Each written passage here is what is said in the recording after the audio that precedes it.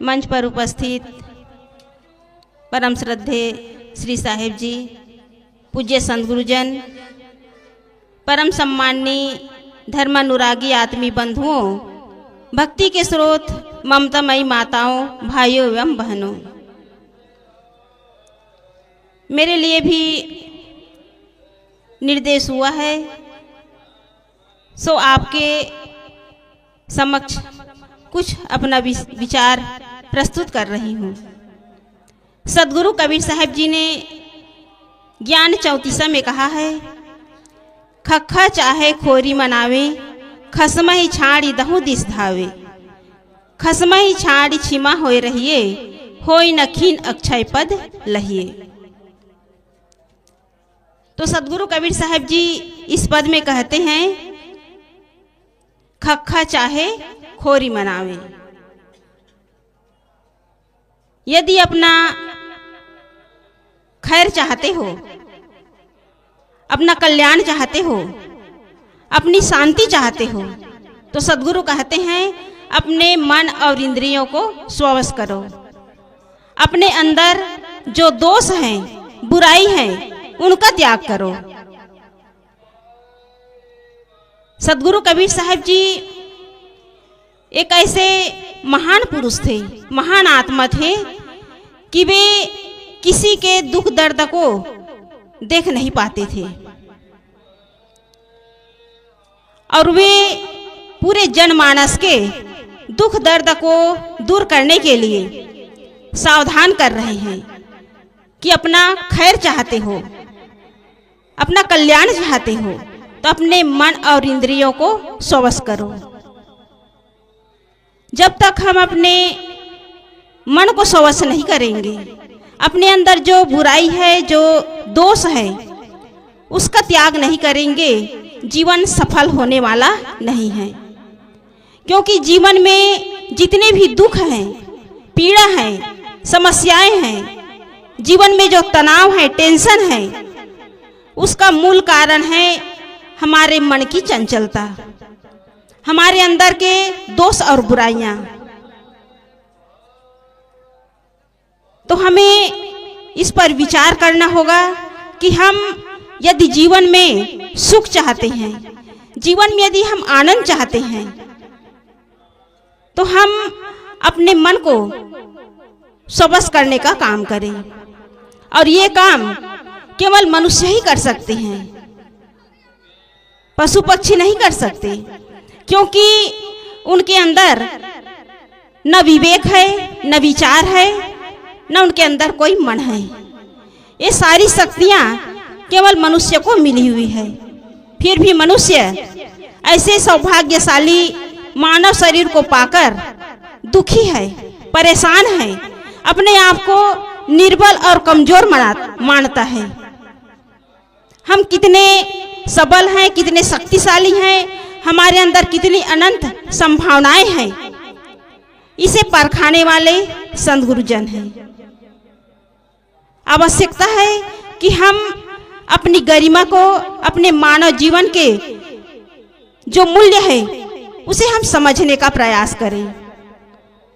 जब तक हम बुराइयों को, दोषों को हम दूर नहीं करेंगे, हम सही अर्थ में सुखी नहीं हो सकते। कहा भी गया है कि गुणों को बढ़ाएं और गुनाहों से बचें। एक अच्छा सूत्र है कि गुणों को बढ़ाएं और गुनाहों से बचें। गुण क्या है? दया, क्षमा, संतोष, धीर, विवेक, विचार, गुरु भक्ति, इन्हें बढ़ाएं।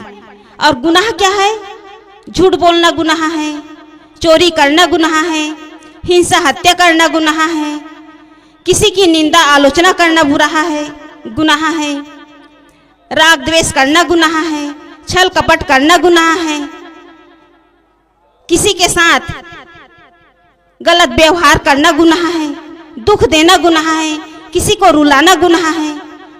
तो जितने भी गलत काम हैं, जितनी भी बुराइयां हैं, इन गुनाहों से अपने आप को बचाने का प्रयास करें। और इससे तभी बच सकते हैं जब हम गुणों को ग्रहण करेंगे, गुणों को बढ़ाएंगे। क्योंकि गुणों से जीवन जो है मूल्यवान बनता है। गुणों से जीवन की कीमत है, लेकिन गुनाहों की कीमत चुकानी पड़ती है। गुनाहों की कीमत चुकानी पड़ती है। चोरी किए तो गुनाह किए, उसकी कीमत चुकानी पड़ती है। हिंसा हत्या कर दिए तो एक गुनाह है, उसकी कीमत चुकानी पड़ती है। चोरी किए तो ये भी गुनाह है, उसकी कीमत चुकानी पड़ती है। रिश्वत लिए, कहीं काला धन जमा किए या कहीं अनैतिक कार्य किए तो ये सारे गुनाह हमारे जीवन को दुख की ओर ले जाते हैं। इसलिए आवश्यक है कि हम गुनाहों से अपने आप को बचाने का प्रयास करें।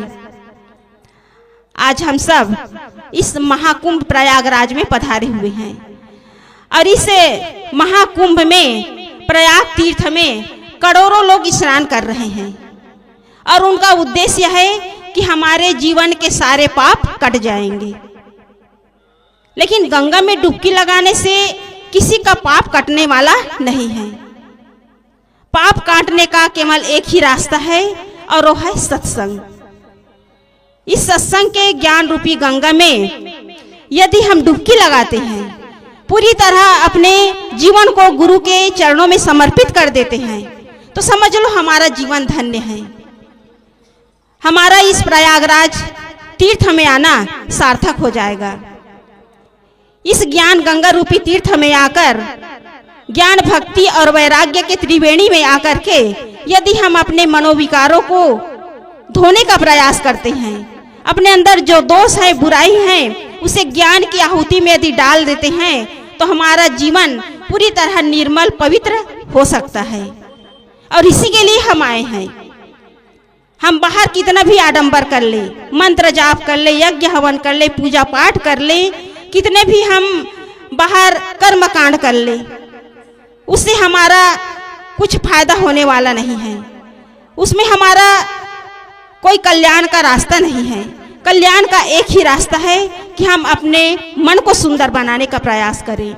लेकिन दुर्भाग्य है कि मनुष्य एक ऐसा प्राणी है जो केवल शिकायत भरा जीवन जीता है, दूसरों में कमी देखता है, दूसरों के अंदर बुराई देखते देखते सारी बुराई अपने अंदर समेट लेता है। इसलिए आवश्यक है कि हम शिकायत न करें, अपने अंदर जो शिकायत है उसे दूर करने का प्रयास करें। एक बार क्या हुआ, एक व्यक्ति जो है कोयल से कहने लगा कि कोयल, यदि तू काली न होती तो कितना अच्छा होता। फिर वही व्यक्ति समुद्र से कहने लगा कि तेरा पानी यदि खारा न होता तो कितना अच्छा होता। फिर वो गुलाब के फूल से कहने लगा, तुझ में यदि कांटे न होते तो कितना अच्छा होता।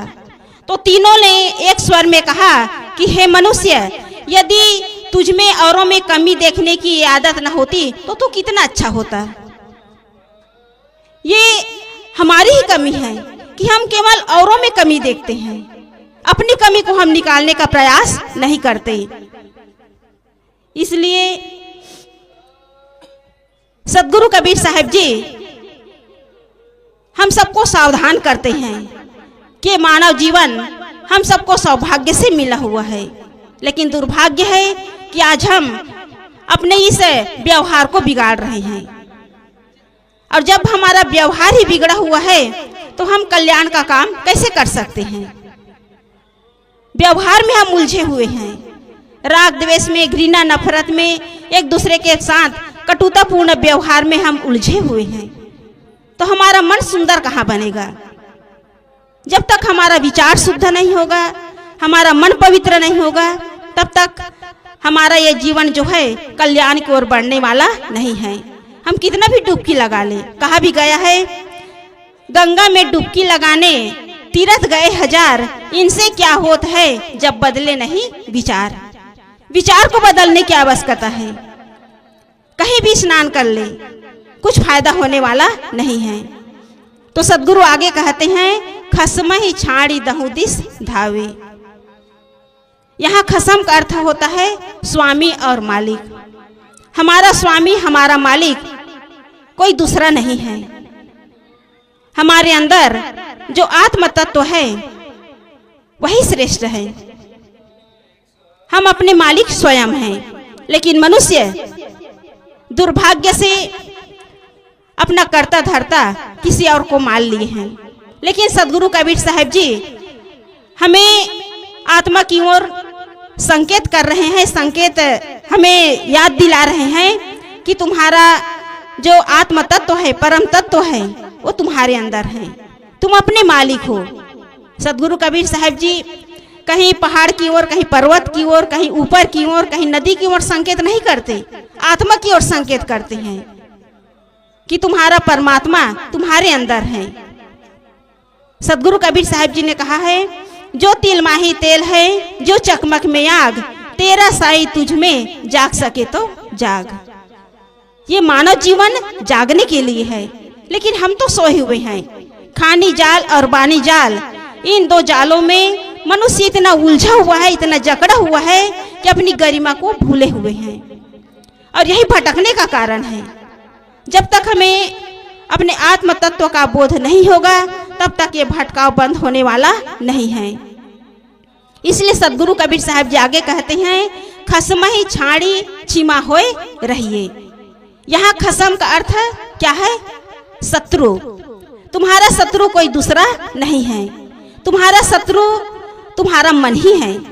यदि तुम्हारा मन विकारी है, तुम्हारे मन में मलिनताएं हैं, तुम्हारे मन में यदि कुसंस्कार है, तो वही तुम्हारा शत्रु है।